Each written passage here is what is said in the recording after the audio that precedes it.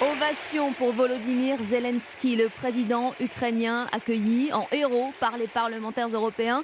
Le chef de guerre était hier à Bruxelles, dernière étape de sa tournée pour réclamer des avions de combat.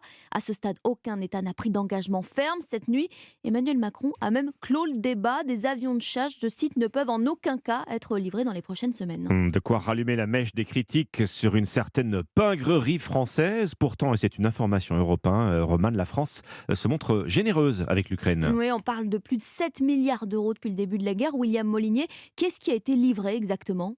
Eh bien pour l'artillerie 30, canon César à 5 millions d'euros l'unité, la France a aussi envoyé 6 obusiers TRF-1, une trentaine de chars de combat et des véhicules de l'avant blindé des VAB dont le nombre exact est tenu secret. Côté défense antiaérienne, Paris a fourni 2 lance-roquettes unitaires, 2 systèmes Crotale de missiles solaires et un radar de moyenne portée GM200.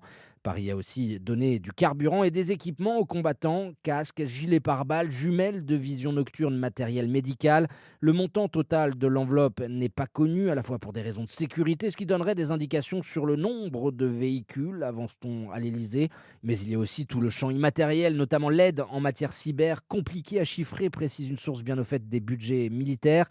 Seul chiffre existant reposant sur ce qui a été annoncé, celui du très sérieux Kiel Institute. Il l'évalue aux alentours de 7,4 milliards d'euros.